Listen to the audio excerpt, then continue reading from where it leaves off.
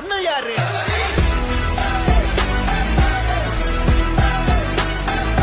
Hi friends, code படத்துக்கு இனிஷியலா plan பண்ண காஸ்டிங் என்னென்ன அப்படின்றத இயக்குனர் வெங்கட் பிரபு அவர்களே ஷேர் பண்ணிருக்காரு ரீசன்ட் இன்டர்வியூல. அதாவது இனிஷியலா பிளான் பண்ணும்போது ஓல்டு கேரக்டருக்கு ரஜினி அவர்களையும் யங் கேரக்டருக்கு தனுஷ் அவர்களையும் பிளான் பண்ணதா முன்னாடியே சொல்லியிருந்தாரு. பட் இந்த மாதிரி டிஏஜிங் பண்ணலாம்னு தெரிஞ்சதுக்கு அப்புறம் தளபதி வச்சே பண்ணலாம் அப்படின்ற ஒரு முடிவுக்கு வந்ததா சொல்லியிருந்தாரு. தென் ஆஃப்டர் ரிலீஸ்க்கு அப்புறம் கொடுத்த இன்டர்வியூல ஸ்னேகா அவர்களோட ரோலுக்கு ஃபர்ஸ்ட் நயன்தாரா அவர்கள் கிட்டதான் கேட்டிருந்தாங்களாம். பட் சில ப்ராப்ளம்னால அதை பண்ண முடியலையா. பட் இப்ப படம் ரிலீஸ் ஆனதுக்கு அப்புறம் நயன்தாரா அவர்களே படம் பார்த்துட்டு நல்ல வேலை இதை ஸ்னேகா பண்ணாங்க, ஏன்னா இந்த ரோலுக்கு என்னை விட அவங்க தான் பர்ஃபெக்டா மேட்ச் ஆகுறாங்க அப்படின்ற மாதிரி சொன்னாங்களாம். அண்ட் அது உண்மையும் கூட, ஏன்னா ஸ்னேகா இந்த ரோலை ரொம்ப அழகா பண்ணிருந்தாங்க. தென் இதே மாதிரி மோகன் அவர்களோட கேரக்டருக்கு அரவிந்த்சாமி அப்படி இல்லைன்னா மாதவனை தான் கேட்டிருந்தாங்களாம். சோ அது நடக்காம அதுக்கப்புறம் தான் மோகன் அவர்கள் உள்ள வந்தாராம். ஆக்சுவலி மோகன் அவர்களுக்கே பெரிய வேலை இல்ல, ஏன்னா யங் தளபதி தான் மெயின் வில்லன்றதால மோகன் கொஞ்சம் வீக்கா தான் தெரிஞ்சாரு. ஆக்சுவலி இந்த ரோலை எப்படி மோகன் அவர்கள் அக்செப்ட் பண்ணாருன்றது எனக்கு ஆச்சரியம் தான். ஏன்னா கிளைமேக்ஸ்ல தளபதி அந்த ஸ்டேடியம் சீன்ல மோகன் அவர்களை காதலே அறையும் போது